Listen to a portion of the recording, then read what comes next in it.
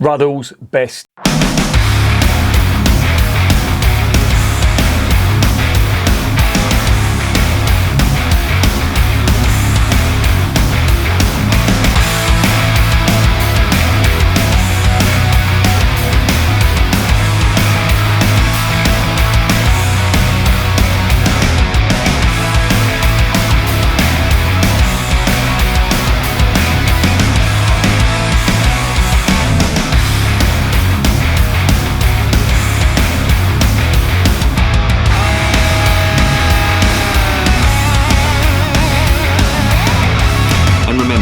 Life is too short to be drinking shitty beer. Welcome to another edition of Bands, Bikes and Booze Reviews. It was my birthday the other week. One sec.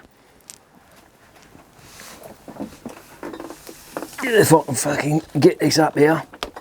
I'm getting weak in my old age. And my missus's daughter bought me one of these. They know me too well.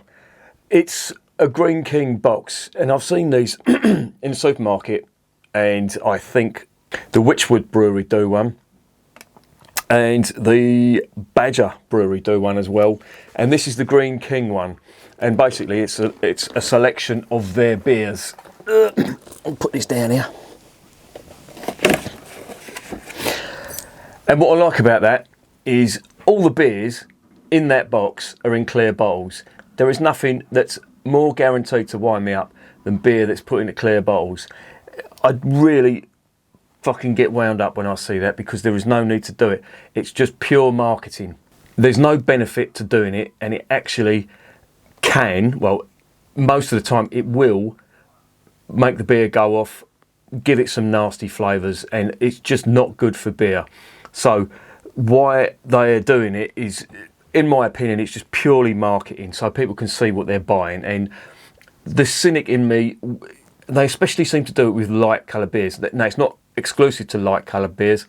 It's very common with light coloured beers from these big breweries. And I think what they're trying to do is they're trying to entice lager drinkers to buy their beer. And, you know, I just think, fuck off. You're just ruining any chance of the beer selling that it's got already by doing that.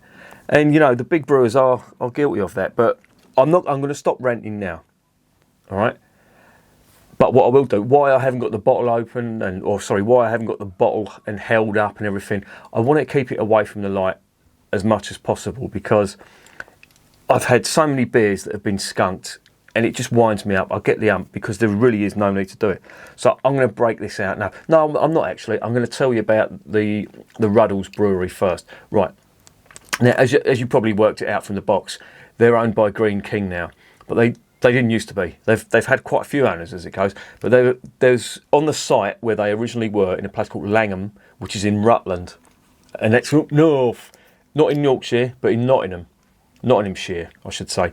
And it's as I say, there's been a brewery there, or there was a brewery there from 1868, and in 1912, a fella called George Ruddle took it over, started calling it Ruddles, and he started brewing beer. Now, what was good about that particular location was the water was very suited. Now, you have to remember that it's relatively near Burton-on-Trent. I think the Trent does actually flow through Rutland. It's in Nottinghamshire, and that's the same county as the Trent flows through. So there must be something to do with the water down there. But it was very suited to the beer that they were brewing, and it gave it quite a nice flavour, and it was quite a popular beer. And they did produce beer for decades, and then I think it was in 1986 they were taken over by Watney's, and in 1992 they were taken over by Grolsch. Grolsch actually got them geographical protected status because of the water, but then they got taken over by the Moreland Brewery. Do you remember the Moreland Brewery? Original brewers of Old Speckled Hen.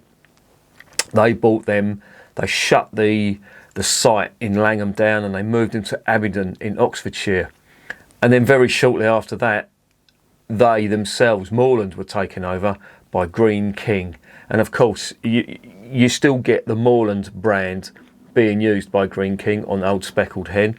You're still getting the Ruddles brand that's being used by Greene King. So it would appear that they're still using the same brand names, but obviously the recipe is different, and the recipe is definitely different on this Ruddles because it's not the same water, so it's going to taste the same. And Ruddles do a beer called Ruddles County, and it was nicknamed Ruddles Counterfeit when they moved away from Langham, because it's going to make a change to the taste if the water's not the same, especially that Burton water, which I'm assuming it's in the same county, so I'm more or less certain that it's relatively near to each other. So I'm sure that the chemical, I'm sure that the mineral content in the water must be quite similar. So that's why the water was very good for brewing. Anyway, I've gone on far too long about the brewery. Let's investigate the beer.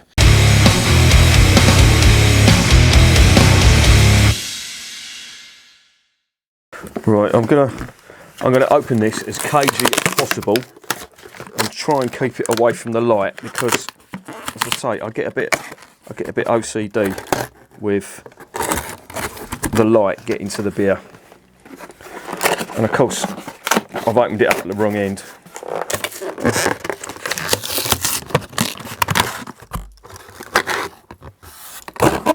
Thankfully, it's on the end. See, there it is, in a clear glass. Yeah, bastards. Right, this box is getting sealed up and it's being kept out of the light for as long as possible, because light ain't good for beer. Right, here it is in all its glory. It is a 500ml bottle. It's 3.7%.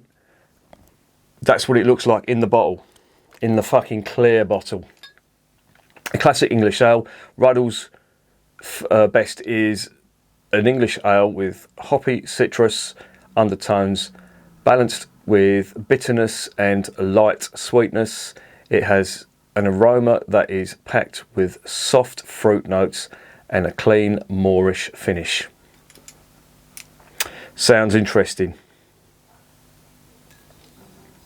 Here's the label, Ruddles best, and there's the cap. Now if you look at the cap, it'll have a Ruddles cap on it. If you look at the old speckled hen, that will have a Moorland logo on it. So let's get it open, let's see what's going on.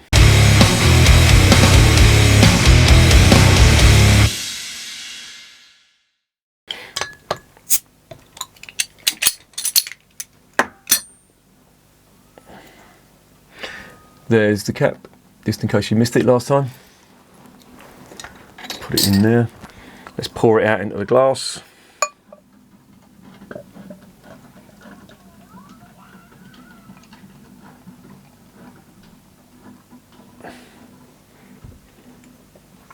Now, I do remember in my local that I think it was Ruddles County they had, and it was the worst beer.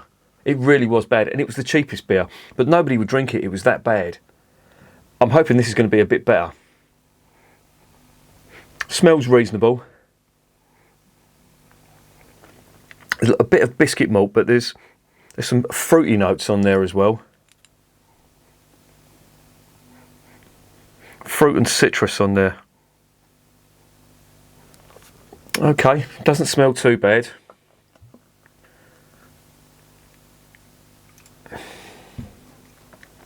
Head retention is not too bad. It's a nice amber colour. 1.5 finger head, tightly packed bubbles. More of the same. And it does smell uniquely English. And it does smell like an English bitter.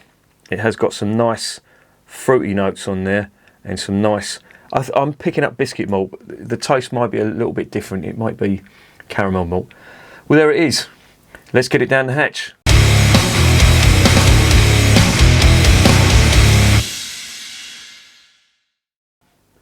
Cheers.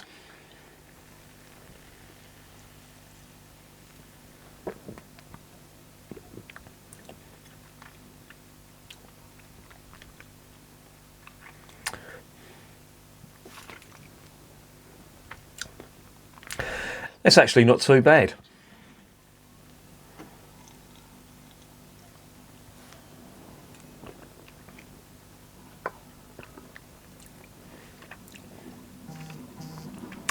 I'll tell you what I am getting.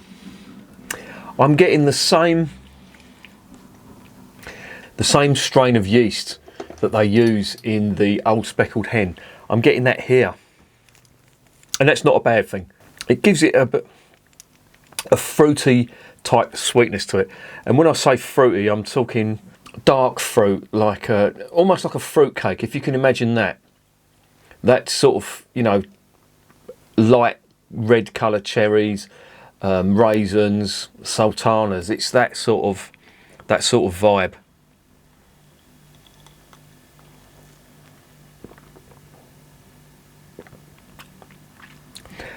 Really easy drinking though. Very sessionable, and as they say, that is quite Moorish. Now this is at room temperature, so I'm getting all the flavours. I didn't put them in the fridge. I just did not want to expose them to the light, so I am drinking them possibly a little bit warm. This isn't cellar temperature. This is just a little bit warmer than cellar temperature, but it's nice. And I have to say, the head retention is really good. That is not bad at all. I do sometimes think that, you know, in Greene King they've got so many different brands. Maybe they scrimp on certain brands that aren't their own. But the Old Speckled Hen wasn't bad out of the can, and this isn't too bad either. And it does remind me of the Old Speckled Hen, even though the Speckled Hen has been rebranded to being a pale ale. You know, I'd question that. It was never a pale ale before.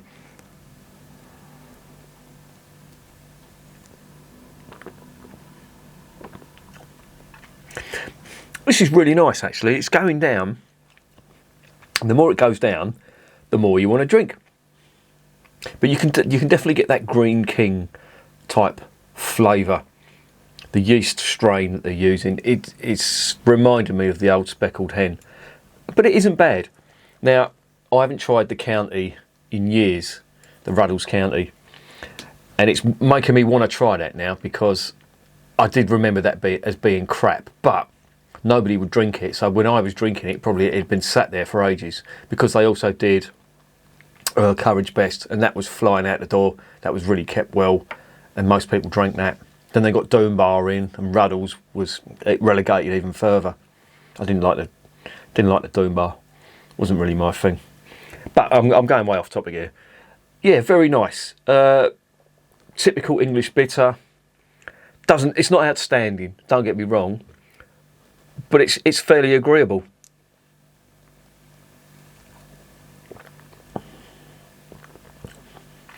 Nice balance of sweetness and bitter finish on it. There's a fair bit of fruit in there, and it's biscuit malt I'm getting, I think. More biscuit than caramel malt, although there is a touch of caramel on there. I'm getting more of a biscuit type finish. Very Moorish though, especially at this temperature. And as I say, this is room temperature, and it is going down really nicely. I do like this. It's clear as a bell, so that's obviously been filtered. And if you look, it looks like it's got a lot of carbonation going on. But that's a really smooth mouthfeel. It's just the right amount of carbonation in that. See, now if that was in a brown bottle, you could just leave that around and, you know, not worry about the light. But I imagine if I'd bought that from the supermarket, and in my local supermarket, they have this stuff on the top shelf, right where the light is. So I imagine if I open that, I'd get all sorts of nasty flavours. That's been kept in the dark, and there's no nasty aromas coming out of it when I opened it. And it's not like the Old Speckled Hen, the bottle of Old Speckled Hen. When I opened that, it was just fucking horrible. But yeah, it just goes to show what you can do if you keep beer in the dark that's in a clear bowl. And this is nice. I do like it.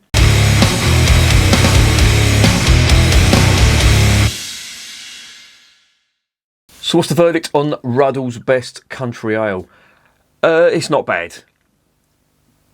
The best way I can describe it is like an Old Speckled Hen light, if you can imagine. It's like an Old Speckled Hen with all the flavours turned down a little bit, and with that, what I'm getting, I'm assuming they're using the same strain of yeast. It's pretty similar. It's quite nice, I will say, and the only reason it's nice is because it was in a box and it was away from the light. If you're buying this from a supermarket, beware. because this will have been exposed to the light. It could have gone light struck, and when you open it, you will get a nasty niff. Believe me, I opened this up and there was nothing. So that's not bad. I've got some other ones in that box to try as well. Now, as I say, I'm not going to go into them all here, but Greene King have taken over a few brands. I've got a bottle of Old Speckled Hen in there. I've got a bottle of Golden Hen. I've got some from the Scottish brewery whose name escapes me at the moment. What is it? Hang on. Oh, Belhaven. I've got one from the Belhaven brewery that they've taken over. They've taken over all their brands. And of course, I've got some Greene King IPAs. Not the Greene King IPA. I think it's their American style IPA that they're doing. Yeah, I'm not really holding out much hope for that, but I'll give them a go anyway. But they're staying in that fucking box. They are not coming out of there. And I'm going to tape it up until I'm ready to use it again, because I do not want the light getting to it. So there you go. I am going to give that, I'm going to give it a solid 7.5 out of 10. It's very sessionable. It's very drinkable. It's a little light on flavour, but not massively. It's light on flavour. It's like a toned down Old Speckled Hen. Goes down nicely. 3.7%. Easily sessionable. What's not to like? And remember, beer is working class champagne.